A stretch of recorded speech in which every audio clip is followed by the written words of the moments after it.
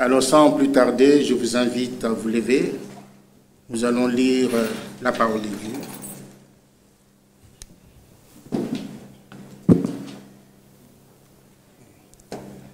Nous allons lire dans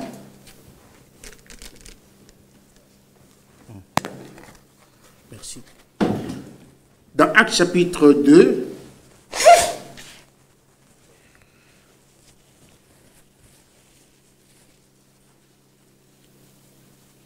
Actes chapitre 2, à partir du verset 37 jusqu'au verset 40. Actes chapitre 2, 37 à 40.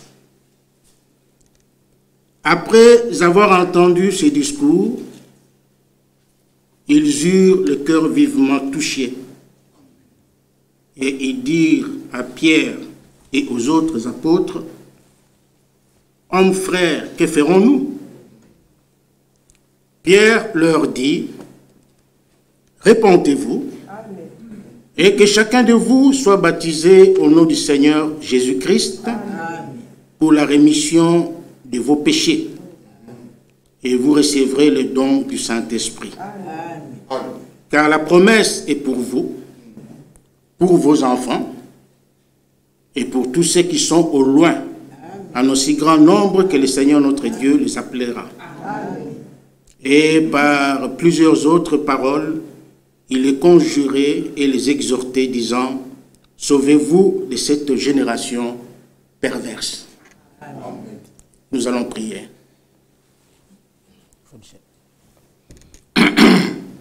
Dieu notre Père, ce soir, nous venons auprès de toi. Toi qui nous as lancé cette invitation, nous voici, Seigneur, que tu puisses nous parler. Bénis la bouche par laquelle tu nous parleras ce soir, que tu puisses le oindre, et oindre aussi l'eau du doigt, ainsi qu'à la fin, nous puissions tous être dans la joie et être bénis par toi. C'est le but pour lequel nous sommes déplacés, que tu puisses nous parler, nous instruire, nous corriger, nous enseigner. Nous sommes prêts, ô Dieu, à entendre ce que tu as à nous dire. Bénis la réunion de ce soir, au nom de Jésus-Christ. Amen. Amen. Amen. Vous pouvez vous asseoir. Pensez à moi dans vos prières. Parce que chaque fois que je prends la chair pour la première fois après un long moment, je ne sais pas, l'ennemi m'attaque toujours. Il a déjà commencé à la maison et il m'a poursuivi même jusqu'ici. Mais Jésus-Christ est le vainqueur. Amen. Croyons qu'il a vaincu. Amen. Et aujourd'hui, il ne mourra pas. Nous voulons parler pendant tous ces jours ici d'un sujet, enfin, des 3 étapes du salut. Vous êtes suffisamment enseignés et le prophète que nous avons reçu en ce temps de la fin a parlé suffisamment sur ces choses, les 3 étapes du salut, c'est-à-dire la justification, la sanctification et le baptême du Saint-Esprit. Ce sont des expériences que tout homme doit faire. Tout homme doit le faire. Homme, femme, tout celui qui vient à Christ doit absolument passer par là. Tout homme qui vient au salut doit absolument passer par ces 3 étapes. La justification, la sanctification et le baptême du Saint-Esprit. Tout celui qui veut aller au ciel, tout celui qui veut participer à l'enlèvement, tout celui qui veut manger à cette table dont la Bible nous parle, manger avec Abraham, avec Isaac, avec Jacob, dans cette merveilleuse salle des noces, doit absolument passer par ces 3 étapes. On ne peut pas négocier. Il n'y a pas moyen de marchander. C'est l'unique voie que Dieu a tracée pour aller au ciel. Absolument. C'est vraiment important, c'est vraiment nécessaire. Déjà dans le naturel, lorsqu'une femme accouche, il y a 3 choses qui se passent. Il y a l'eau, elle perd l'eau, il y a le sang et il y a l'esprit. Lorsque l'enfant est né, lorsqu'il ne bouge pas, il ne parle pas, il ne crie pas, on doit lui donner une tape pour qu'il puisse crier, pour qu'il puisse avoir la vie. Lorsqu'on lui donne une fessée, l'enfant crie, alors la vie est entrée dans l'enfant. Ça, c'est dans le naturel. Dans le spirituel, c'est la même chose. Lorsque quelqu'un naît dans le royaume de Dieu, il doit passer par la justification, la sanctification et le baptême du Saint-Esprit. Parce que les 3 rendent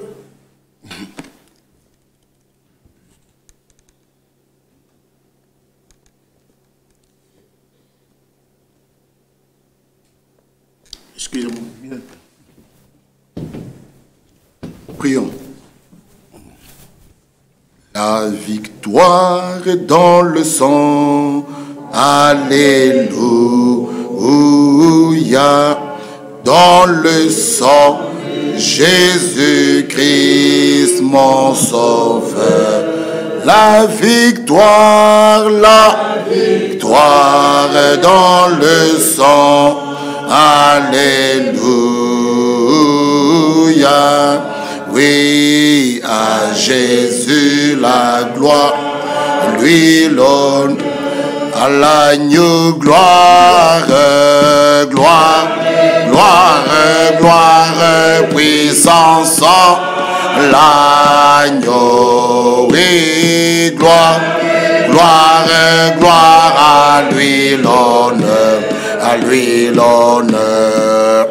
Victoire dans le sang, alléluia. Ou à Jésus, gloire à lui. Ou à l'agneau, gloire, gloire, gloire, gloire. Sans sang, l'agneau, oui, gloire. Gloire à lui l'honneur, à lui l'honneur. Victoire est dans le sang, alléluia. J'ai la gloire à lui l'honneur. Je veux être comme je veux être comme Jésus, oui, tout au long du voyage de ma vie, la terre à la gloire, je demande seulement à être bon. Lui, il n'y a que toi, il n'y a que toi. Toi Jésus, il n'y a que, oui, il n'y a que toi, il n'y a que toi. Toi Jésus, il n'y a, oh, il n'y a que toi, il n'y a que toi. Toi Seigneur, il n'y a que toi, il n'y a que toi. Jésus, il n'y a, oh, il n'y a que toi, il n'y a que toi.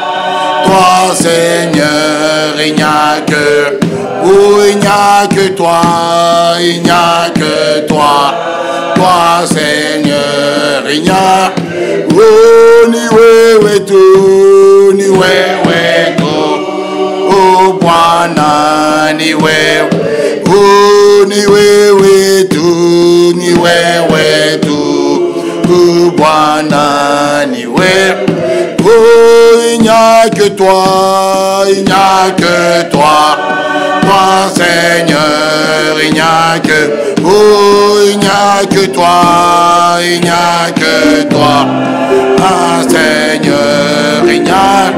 Oh, il n'y a que toi, il n'y a que toi. Ah, Seigneur, il n'y a que. Oh, il n'y a que toi, il n'y a que toi. Seigneur, il n'y a. Oh, ni wewe tu, ni wewe tu. Ni wewe, oh, ni wewe tu, ni wewe tu. Bwana, ni wewe. Oh, il n'y a que toi, il n'y a que toi. Oh, Seigneur, il n'y a que. Oh, il n'y a que toi, il n'y a que toi. Seigneur, il n'y a. Oh, ni wewe tu. To Bwana, ni wewe. Oh, ni wewe tu. Wetu Bwana, ni wewe tu. Élevons nos voix, prions. Il n'y a que lui qui est le grand médecin, il n'y a que lui qui nous garde, il n'y a que lui qui nous protège. Notre capacité vient d'en haut. Élevons nos voix, prions, implorons la grâce de Dieu. Satan a déjà perdu bataille. Jésus-Christ est le grand vainqueur, malgré les grimaces qu'il peut faire. Mais nous avons la victoire, comme nous l'avons chanté. Avec Jésus-Christ, nous avons cette victoire assurée. Mon frère et ma soeur, prions et implorons la grâce de Dieu, que notre grand Dieu puisse déployer sa grande force. Alléluia. Gloire à toi, honneur à toi, oh Dieu. Que le diable, celui que tu as vaincu à la croix, la perte du bataille ce soir. Merci, oh Dieu, parce que tu es le véritable Dieu. Dieu le Tout-Puissant. Viens encore une fois nous fortifier. Viens encore une fois nous instruire. Le diable qui ne veut pas. Oh, mais toi, Seigneur, la croix, tu l'as vaincu. Il n'a pas d'autorité en cet endroit. Nous le condamnons, nous brisons toutes les chaînes du diable. Alléluia. Viens encore une fois, Seigneur, te manifester, te révéler à nous. Et encore une fois, oh Dieu, nous instruire ce soir. Oh, nous parler. Toi qui utilises les hommes, ce soir encore saisis ton serviteur, sa bouche, et que sa santé soit rétablie, afin que ta parole soit prêchée. Merci, oh Dieu. Gloire à toi, encore honneur à toi. Réellement, il n'y a que toi. Bénis-nous, Père. Fortifie-nous. Nous implorons ta grâce, ta miséricorde. Viens, Seigneur. Nous t'élouons, nous t'adorons. Nous t'exaltons. Viens, Seigneur. Oh, mon Dieu, mon roi. Non pas ce que je veux, mais ce que tu veux. Seigneur, nous condamnons, nous brisons d'esprit malin. Oh, que le diable ne puisse pas avoir ça, Seigneur, déranger ton serviteur. Viens encore une fois. Il n'y a que toi. Comme nous venons de le chanter, il n'y a que toi. Notre capacité vient de toi. Viens, Seigneur. Nous t'aimons, nous t'élouons. Te faisons toujours confiance. Oui, nous t'invitons. Que tu descendes sur la scène. Que tu agisses encore. Puisse révéler ta volonté. Oh, nous bénis. Il n'y a que toi qui nous guéris. Il n'y a que toi qui nous fortifie. Il n'y a que toi. Viens, oh Dieu, manifester, implorer ta grâce. Nous implorons ta grâce, ta miséricorde. Toi, le Dieu Tout-Puissant. Oh, celui qui vit éternellement. Il n'y a que toi. Comme il est écrit, seule la vérité sort de ta bouche. Que tout genou fléchisse. Oh mon Dieu, mon roi. Ici, ce n'est pas la place, Seigneur, que le démon peut venir jouer. Oh Seigneur, tu descends chaque soir pour nous parler. Le diable n'a pas la place pour venir déranger ton serviteur. Nous les condamnons qu'il puisse se retirer une fois pour toutes. Oh, afin que ta parole soit prêchée. Il est écrit de prêcher la parole, occasion favorable ou non. Il n'y a que toi. Viens encore une fois te révéler, nous bénir, nous soutenir. Oui, Père, manifeste ta grandeur et ta bonté. Viens, Seigneur, toi qui nous aimes, qui nous as aimés. Et mon Dieu, mon roi, tu as pour nous des projets de paix et de bonheur. Tu as pour nous ces projets. Merci parce que toi, quand tu parles, quand tu dis quelque chose, les choses arrivent. Comme tu l'as dit à Jérémie, tu veilles sur ta parole pour l'exécuter. Nous te faisons confiance et nous croyons que ce soir, toi le grand vainqueur, encore une fois nous verrons, Seigneur, ta grande force, ta grande puissance se manifester et s'accomplir parmi nous. Viens, Seigneur, fortifie encore ton serviteur, si que ce soir, nous soyons tous dans la joie de voir, Seigneur, que tu es notre Dieu.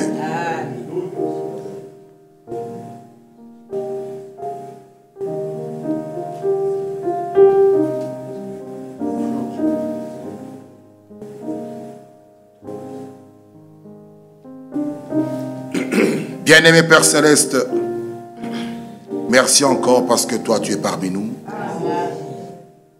et que nous pouvons toujours te faire confiance et tournons le regard vers toi.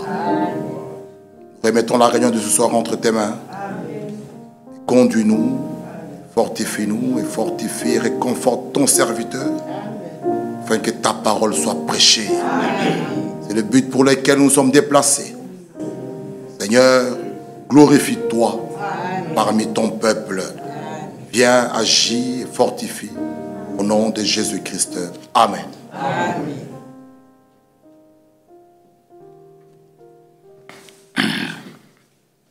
Que le Seigneur vous bénisse. Amen.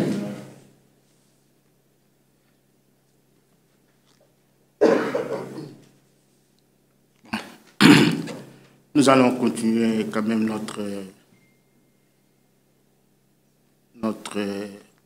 prédication.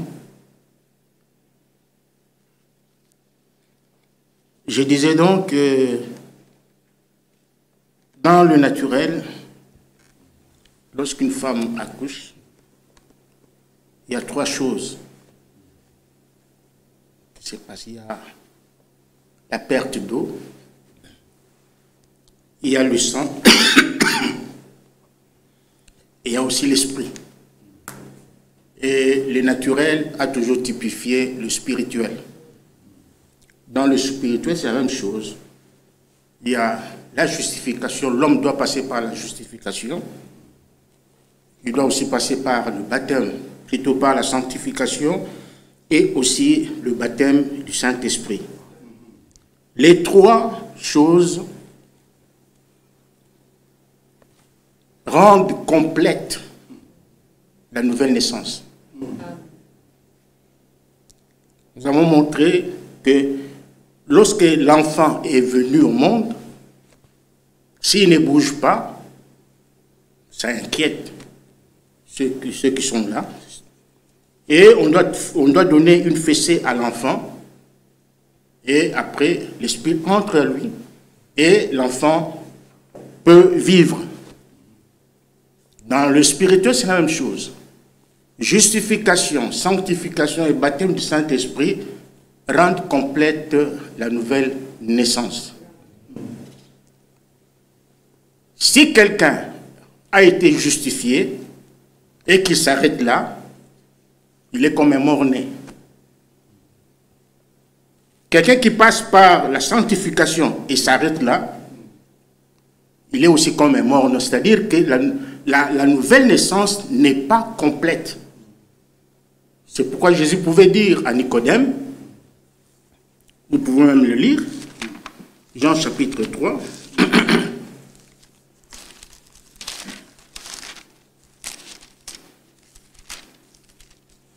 Le verset 5, Jésus répondit, en vérité, je te le dis, si un homme n'est né d'eau et d'esprit, il ne peut entrer dans le royaume des dieux. Amen. Verset 6, ce qui est né de la chair est chair, et ce qui est né de l'esprit est esprit. Amen. Verset 7, ne t'étonne pas que je t'ai dit, il faut que vous naissiez de nouveau. Amen. Vous voyez, ici, Jésus utilise l'impératif. Il dit, il faut que vous naissiez de nouveau. Amen. Donc la nouvelle naissance est une exigence divine. Amen. La nouvelle naissance est une obligation. Amen. Tout homme qui vient au salut doit naître de nouveau. Amen. C'est-à-dire, il doit passer par les 3 étapes du salut. La justification, la sanctification et le baptême du Saint-Esprit. C'est vraiment très, très capital. C'est très important. On ne peut pas échapper à cela. On ne peut pas frauder dans le royaume des cieux. On ne peut pas marchander. On ne peut pas négocier, c'est impossible. Il n'y a qu'une seule possibilité, il n'y a qu'une seule voie tracée par Dieu pour aller au ciel, c'est par ces 3 étapes. Tu t'arrêtes à la justification, tu n'as pas accompli, tu n'es pas arrivé au but. Tu t'arrêtes à la sanctification, tu n'es pas non plus arrivé au but. Le but, c'est le baptême du Saint-Esprit pour que la nouvelle naissance soit complète. Parce qu'aujourd'hui, les gens s'arrêtent à la justification, d'autres à la sanctification, et ils se contentent de ça. Non, il faut aller jusqu'au bout. Il faut aller jusqu'au bout. Justification, sanctification et baptême du Saint-Esprit. Ça, c'est vraiment important, c'est vraiment obligatoire. Alors, nous allons commencer ce soir par la justification. La justification, c'est la période de grâce. C'est la période où l'homme pécheur trouve grâce aux yeux de Dieu. Dieu lui fait grâce. Nous avons déjà enseigné ces choses. Nous l'avons toujours enseigné. La justification, c'est comme un homme qui passe et voit dans les immondices un verre, par exemple, un verre, il faudra donner cet exemple, un verre tout sale, en dedans et en dehors, mais il est intact. L'homme regarde le verre sale, il se dit, ce verre peut me servir. Ce verre peut me rendre service. Qu'est-ce qu'il fait? Il l'enlève, il le retire des immondices et l'amène chez lui. Donc ce verre-là, c'est toi et moi qui avons trouvé grâce aux yeux de Dieu. Nous étions sales, dans la boue du péché. Nous étions tous vautrés dans le péché, dans le mal. Mais nous avons trouvé grâce aux yeux de Dieu et Dieu nous a choisis. Il nous a élus. Il nous a trouvés dans la boue du péché. Il nous a retirés de là. C'est ça qu'on appelle la grâce de Dieu. Amen. Tu n'as rien fait. Rien du tout. Il ne t'a rien demandé. Mais quand il t'a regardé, il a eu pitié de toi et il t'a tiré de là. Ça, c'est la justification. C'est l'étape où l'homme reçoit le pardon de Dieu. Il reçoit le pardon de Dieu. Lisons Éphésiens. Éphésiens chapitre 2.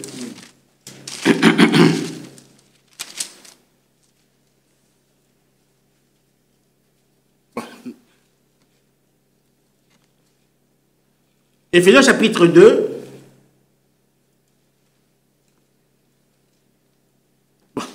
ici, on peut commencer au premier verset. Vous étiez morts par vos offenses et par vos péchés, dans lesquels vous marchiez autrefois, selon les trains de ce monde, selon le prince de la puissance de l'air, de l'esprit qui agit maintenant dans le fils de la rébellion. Nous tous aussi, nous étions de leur nombre, et nous vivions autrefois selon les convoitises de notre chair, accomplissant les volontés de la chair et de nos pensées, et nous étions par nature des enfants de colère comme les autres. Verset 4. Mais Dieu, qui est riche en miséricorde, à cause du grand amour dont tu nous as aimés, nous qui étions morts par nos offenses, nous a rendus vivants avec Christ. C'est par grâce que vous êtes sauvés. Il nous a ressuscités ensemble et nous a fait asseoir ensemble dans les lieux célestes en Jésus-Christ. Amen. Pourquoi? Afin de montrer dans le siècle à venir l'infinie richesse de sa grâce par sa bonté envers nous en Jésus-Christ. Amen. Mais écoutez le verset 8. C'est par la grâce que vous êtes sauvés, par le moyen de la foi. Amen. Et cela ne vient pas de nous, de vous. C'est le don de Dieu. Amen. Alléluia. Amen. Ce n'est point par les œuvres. Alléluia. Afin que personne ne se glorifie. Ça, c'est la justification. Dieu t'a choisi. Il t'a fait grâce. Et dans Ésaïe, je crois, 55, il est écrit que c'est sans prix, c'est sans argent. Amen. Il ne t'a rien demandé. Mais tu as tout simplement trouvé grâce aux yeux de Dieu. Amen. Tout ce que nous recevons de Dieu, c'est par sa grâce. Amen. Tout. La guérison, c'est sa grâce. Amen. Le salut, c'est sa grâce. Amen. Même s'il te donne du travail, c'est sa grâce. Amen. Qu'as-tu que tu n'aies reçu? Et Jean dit, je crois au chapitre 3, il dit, l'homme ne peut recevoir que ce qui lui a été donné. Amen. Du ciel. Amen. Amen. Donc c'est par la grâce que nous sommes sauvés. Amen. Sans prix, sans argent. Ouais. C'est tout simplement l'amour de Dieu. L'amour de Dieu. Tu n'as rien fait, mais Dieu t'a justifié. Parce que être justifié, c'est-à-dire que devant Dieu, tu es sans tache. Tu es sans tache, tu es propre. Quand Dieu te regarde, il ne voit aucun péché en toi. Quand il te regarde, il voit le sang de Jésus-Christ. Il ne voit pas le péché en toi. C'est ça la justification. C'est ça la justification. C'est pourquoi ces dieux-là méritent toute la louange. Amen. Ils méritent la gloire. Ils méritent l'honneur. Ils méritent ta vie. Amen. Amen. Alléluia. Ils méritent notre adoration. Amen. S'il y a quelqu'un qu'il faut servir de tout son cœur, de toute son âme, de toute sa pensée, de toute sa force, c'est Dieu. Amen. Il le mérite. Alors soyez reconnaissants. Amen. Pour venir à l'église, on doit vous supplier. Pour chanter, on doit vous supplier. Pour faire ceci ou cela, on doit vous supplier. Mais ça, c'est l'ingratitude. C'est l'ingratitude.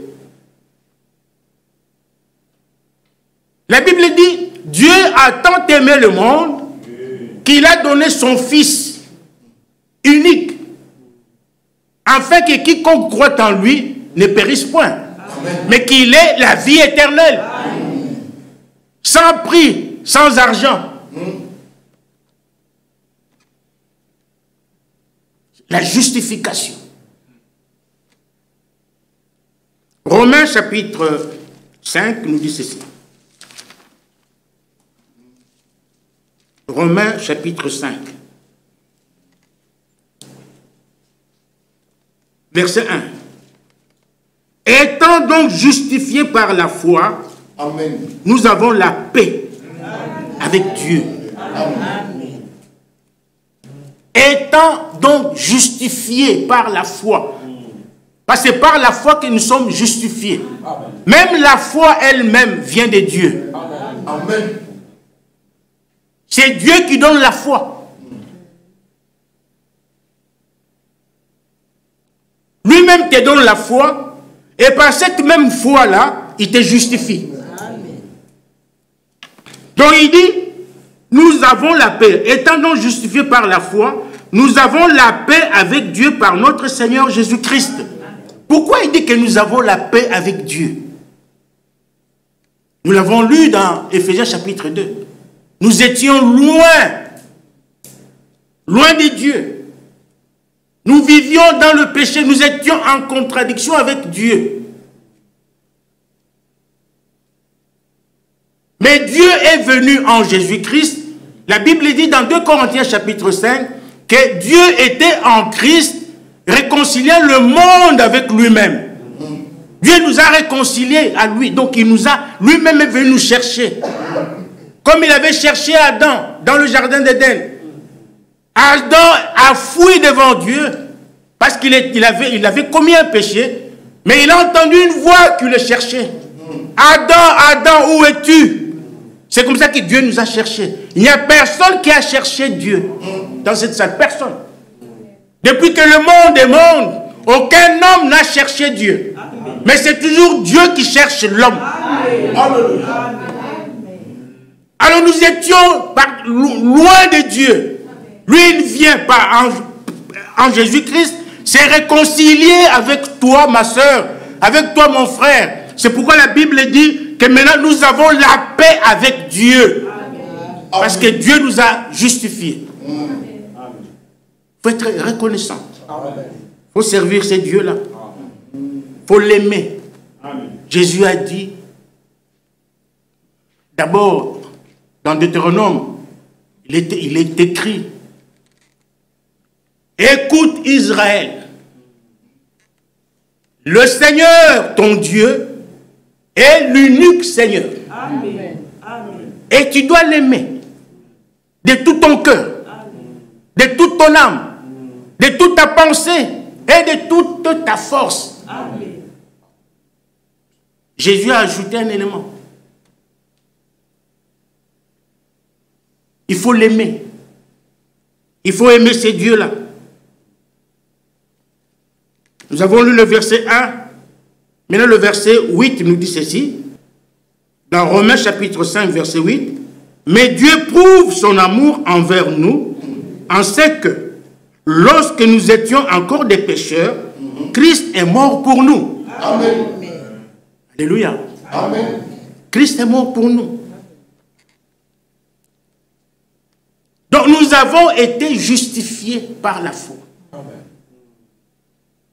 Dieu nous a aimés, Dieu t'a aimé, Dieu t'a aimé, t'a choisi et il t'a justifié. Il ne t'a rien demandé. Rien du tout. Il ne t'a rien demandé. Il t'a vu et il est tombé amoureux de toi. Et il t'a appelé au salut.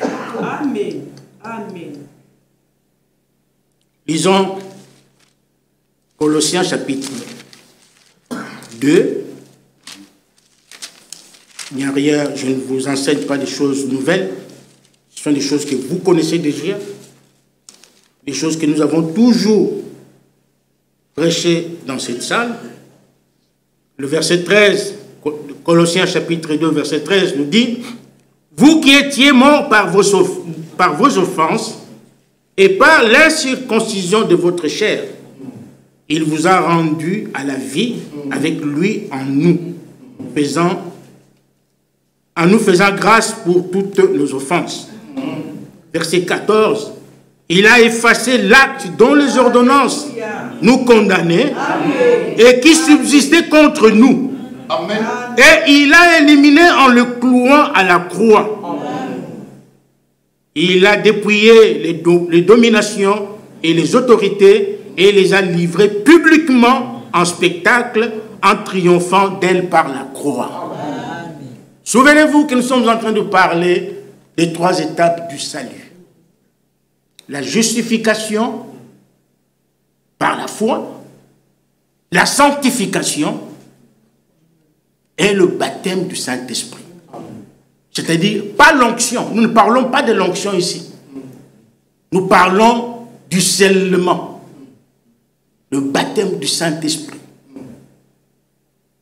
Et chaque homme doit passer par là.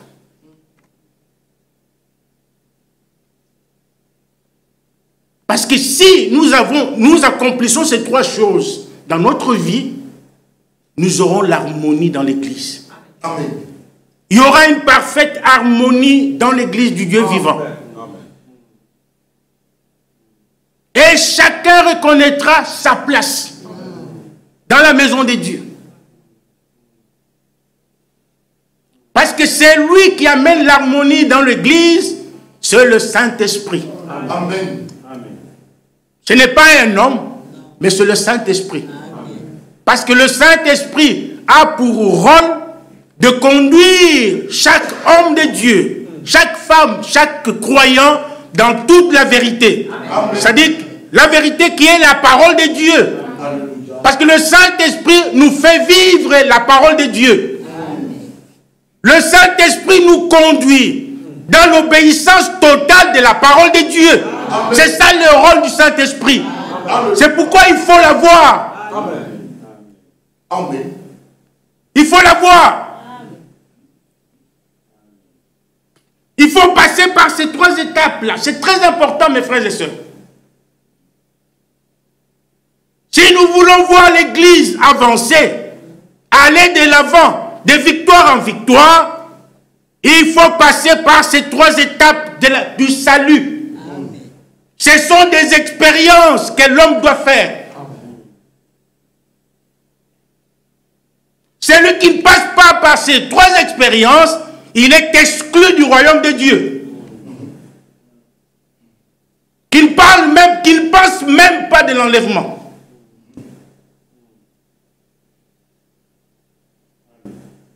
Qui ne pense même pas de l'enlèvement. L'enlèvement n'est pas pour lui.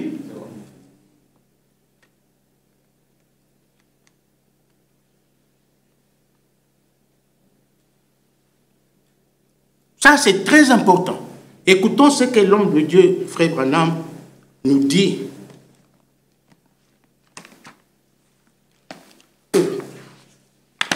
Dans sa prédication intitulée « La demeure future de l'épouse céleste et de l'épouse terrestre ».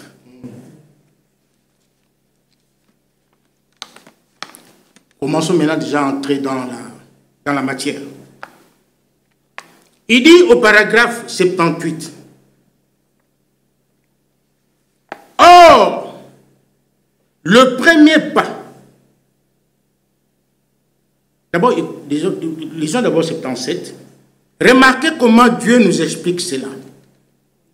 Voyez quelle grande confirmation de cette bonne et puissante bénédiction d'amour c'était lorsque je vis ceci pour la première fois que Dieu eut affaire avec moi alors que j'étais enfant. » Donc, depuis son enfance,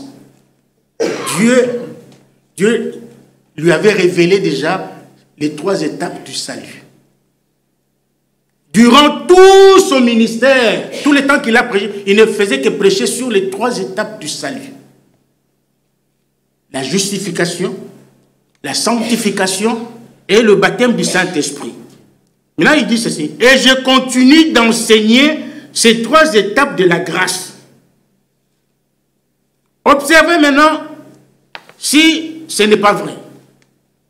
Maintenant, au paragraphe 78, il dit, or, le premier pas est la repentance envers Dieu. Voilà. Le premier pas que l'homme doit faire avant d'être justifié, avant de se faire baptiser dans l'eau. Le tout premier pas que l'homme doit faire lorsqu'il vient au salut, lorsqu'il vient à Dieu, le tout premier pas que l'homme doit faire, c'est la repentance envers Dieu.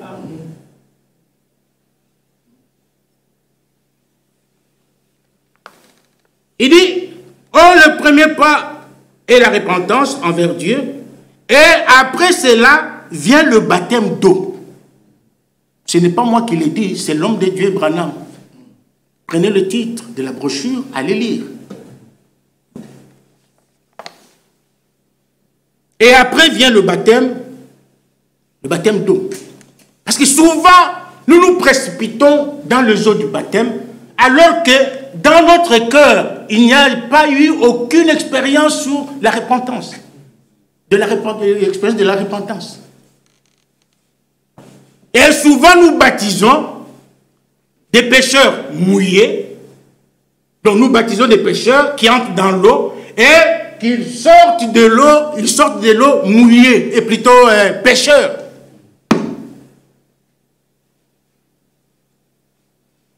Donc, avant d'être justifié, il faut d'abord passer par la repentance. La repentance est une expérience. Elle est une expérience que l'homme doit faire. Et même la repentance, on ne la fabrique pas. Vous me suivez? On ne la fabrique pas. On ne l'achète pas dans un magasin ou dans un marché. Mais elle vient de Dieu. La repentance, c'est Dieu qui la donne. C'est Dieu qui la donne. Actes chapitre 11.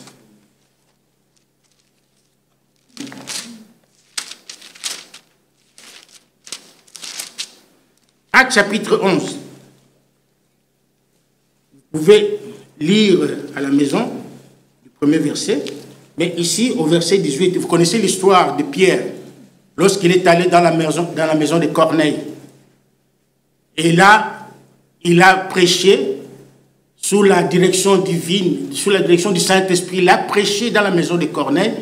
Et c'était à des païens qu'il avait prêché. C'était des païens. Alors, lorsqu'il a prêché, le Saint-Esprit est descendu sur tous ceux qui étaient dans la maison de Corneille. Et les apôtres l'avaient réprimandé pour ça. Alors Pierre était obligé de s'exprimer, de se justifier, d'expliquer la situation, comment les choses s'étaient passées. Alors ils ont compris que c'était l'œuvre de Dieu. Alors au verset 18, il est écrit ceci. Après avoir entendu cela, ils se calmèrent. Et ils glorifièrent Dieu en disant, Dieu a donc accordé la repentance aussi aux païens, afin qu'ils aient la vie. Amen. La vie ici, c'est le Saint-Esprit. Alléluia. Amen.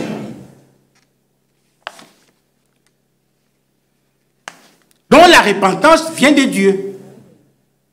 C'est Dieu qui donne aussi la repentance. Et il la donne à ses élus, à ses enfants. Donc ne nous précipitons pas.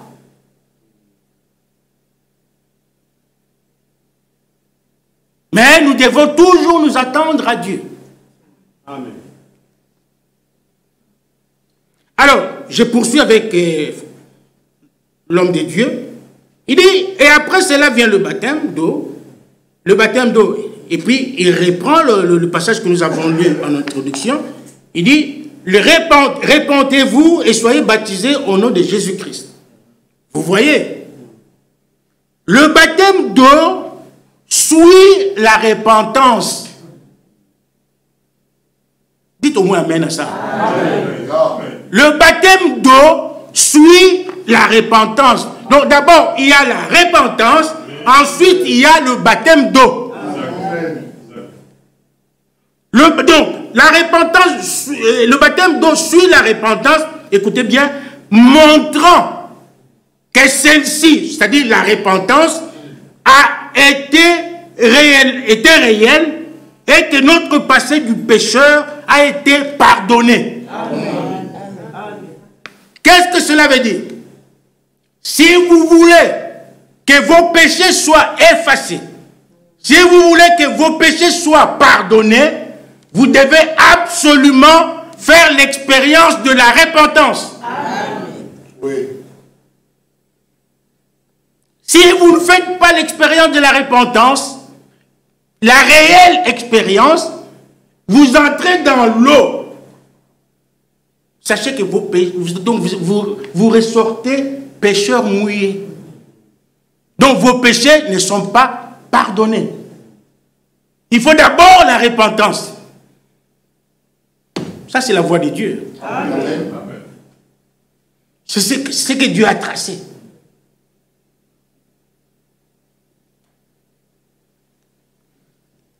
Écoutez maintenant. D'abord, lisons quelques versets dans la Bible, puis nous allons continuer avec Frère Branham.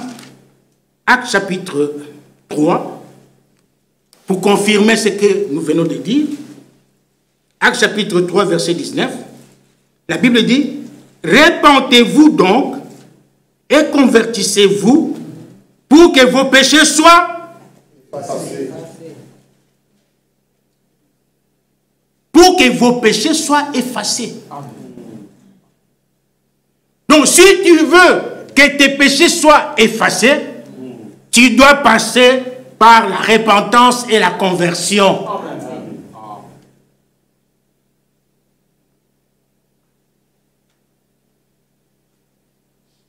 Il y a un prédicateur qui prêchait, il disait, il y a des prédicateurs, beaucoup de prédicateurs qui montent à la chair, mais qui n'ont jamais fait l'expérience de la repentance. Il y en a beaucoup. Même des diacres. Il y en a beaucoup qui servent Dieu dans le diaconat, mais sans avoir fait l'expérience de la repentance. C'est dur, c'est vrai.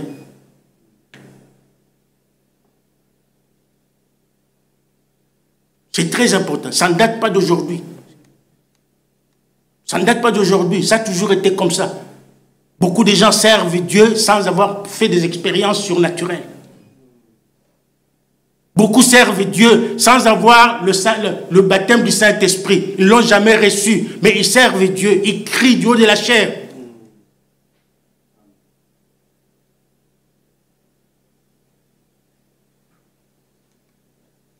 C'est pourquoi nous insistons sur ces choses. Pour que les vrais enfants de Dieu passent par ces trois étapes-là. C'est très important. C'est vraiment important, mes frères et sœurs. Si vous ne le comprenez pas aujourd'hui, vous le comprendrez peut-être plus tard.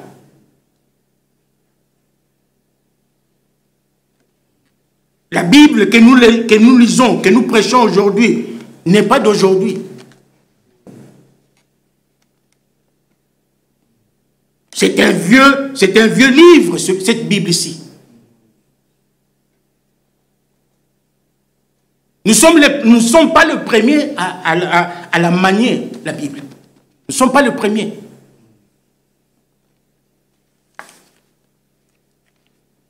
Donc, répentez-vous donc et convertissez-vous pour que vos péchés soient effacés. Amen. Ça, c'est très important.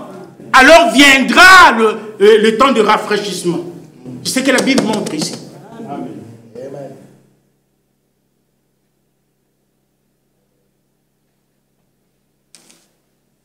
Luc 24.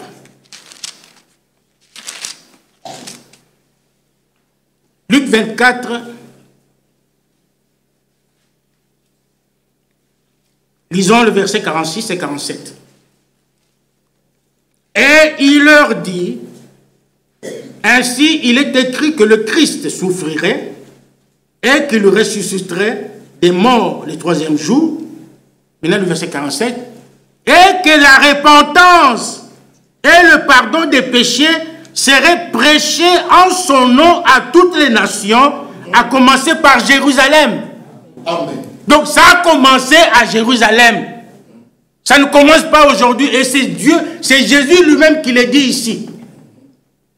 Ce n'est pas le frère Dieudonné qui le dit, c'est Jésus. Moi je ne fais que vous lire ce que Jésus a dit. Si les premiers croyants ont fait ces expériences-là, donc cela veut dire que nous aussi, nous devons aussi les faire. Amen. Parce que la fin sera comme le commencement. Amen. Donc la repentance et le pardon des péchés seraient prêchés en son nom à toutes les nations. C'est ce que nous faisons encore ce soir. Nous prêchons la repentance et le pardon des péchés. Nous vous disons que si vous voulez que vos péchés soient effacés, soient pardonnés, vous devez passer par la repentance. C'est la voie obligée. C'est obligé. Maintenant, continuons avec le frère Branham. Nous avons encore quelques bonnes minutes. Nous avons lu le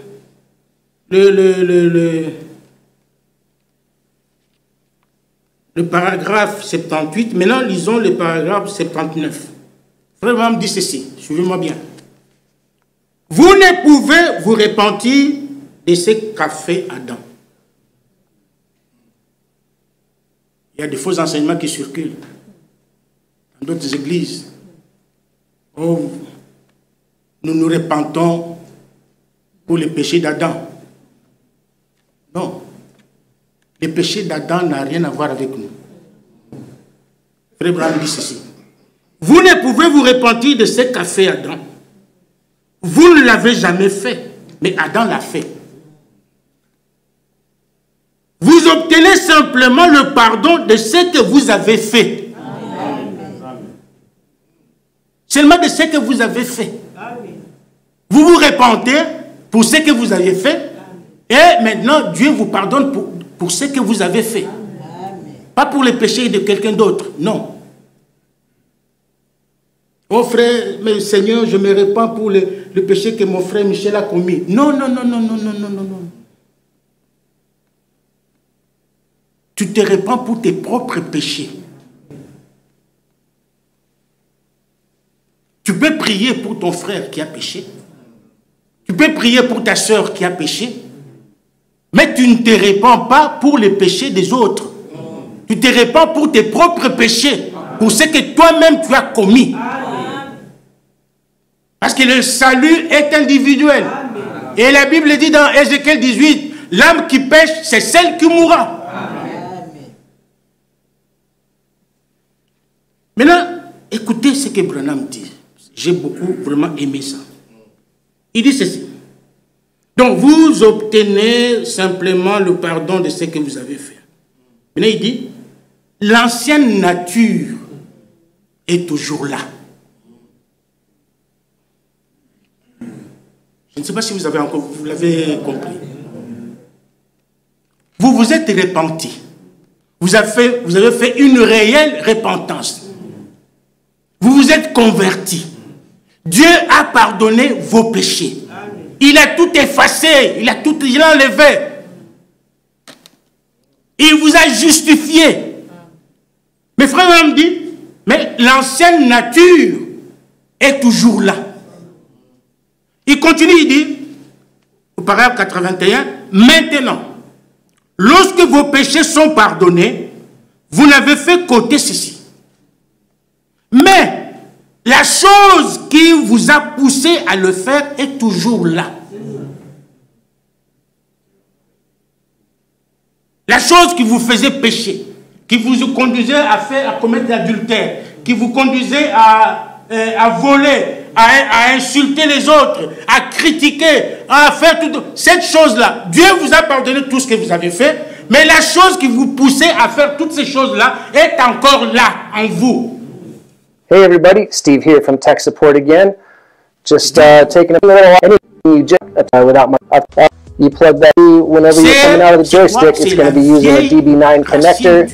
You plug whenever you're using out of the joystick 32 connection from one of our joysticks. Basically, whenever you're coming out of the joystick, it's going to be using a DB9 connector. Dieu a pardonné vos péchés. Dieu vous aime. Il vous a sauvé par sa grâce. Il vous a donné le salut gratuitement. You plug that right into the connector here Mais on la the racine joystick du mal itself, est encore and là run that en out to the input on your camera. From that camera, if you're using a secondary camera, you're going to come out of the cascading output. If you look on the back here, we've got both an in and an output. So that RS-232 output is going to come out using a mini DIN 8-pin connector, and we are going to plug into the back of this camera. The reason I picked this other camera right here, this is our VPTZ series camera. It's a little bit different than the rest of our cameras in that it requires a dongle on the back. A lot of people, we've gotten calls where they're trying to plug these cables directly into the back of the camera. Not going to work. Looks similar, but it's a little bit different of a pinout. So, you're going to use this little dongle here with the... Est-ce que vous me suivez? Un homme peut se repentir de son péché et continuer à avoir de mauvaises pensées. Et à être peut-être un homme immoral. Il peut être attiré par n'importe quelle femme d'apparence immorale parce que cette pensée est toujours là. Il se peut qu'il soit un buveur. Chaque fois qu'il respire l'odeur d'une boisson, ce péché est toujours là. Il a été justifié. Dieu a pardonné ses péchés. Mais il peut continuer à boire. Il peut continuer. Il peut même tomber avec une femme. Pourquoi? Parce que la racine du mal est toujours là. Et la racine du mal, c'est quoi? C'est le vieil homme. Frère, on continue, il dit, chaque fois qu'il respire l'odeur d'une boisson, ce péché est toujours là. Vous voyez? Mais lorsqu'il devient sanctifié, parce que maintenant, il faut passer par la deuxième étape, qui est la sanctification. Vous voyez? Parce que quand vous restez à la justification, vous pouvez continuer à faire des dégâts. Vous pouvez continuer à faire n'importe quoi. Pourquoi? Parce qu'en vous, il y a encore cette nature-là. Elle n'est pas encore partie. Vous n'êtes qu'à la justification. Vous êtes seulement à la première étape, la justification. Parce que nous avons dit qu'il faut franchir toutes les étapes pour que la nouvelle naissance devienne complète. Que vous soyez vraiment un homme fait. Que vous soyez un homme mûr spirituellement. Un homme vraiment... je ne sais pas comment vous l'expliquer. Donc il dit, mais lorsqu'il devient sanctifié, écoutez, ses désirs sont chassés de lui. Amen. Amen. Alléluia. Amen. Donc lorsqu'il est sanctifié, ses désirs qu'il avait encore, la vieille nature, est chassée de lui. Vous voyez, l'envie du péché est chassée. Il se peut qu'il soit encore tenté, mais Dieu ôte ce désir. Pourtant, il n'est pas encore dans la position juste, malgré la sanctification. Il n'est pas encore dans la position juste. Ensuite, il est baptisé du Saint-Esprit et de feu.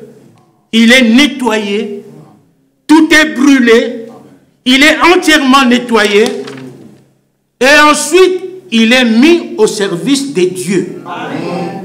La sanctification vous met simplement à part pour le service. Amen. Alléluia. Amen. Pour aujourd'hui, nous nous arrêtons là.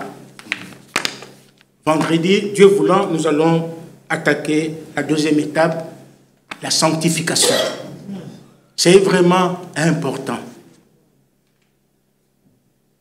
C'est vraiment important.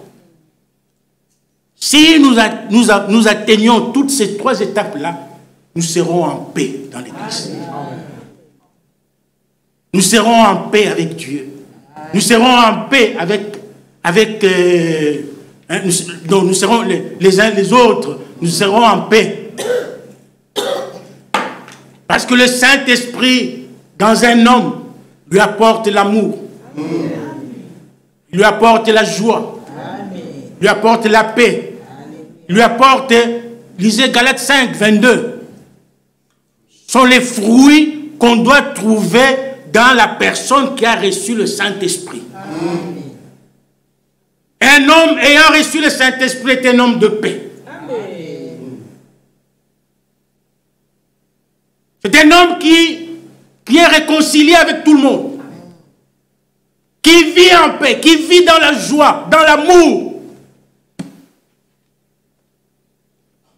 Dans le respect. Frère Bernard a prêché un message, frère Ephraim l'avait prêché ici, le respect. Même les enfants qui sont là, je dois le respecter. Si je ne le respecte pas, eux aussi ne me respecteront jamais.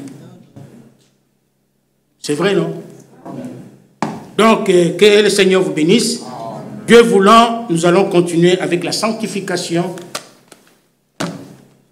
Et voilà. Que le Seigneur vous bénisse. Amen. Merci de m'avoir supporté pour ces désagréments de tout à l'heure. Que Dieu vous bénisse richement.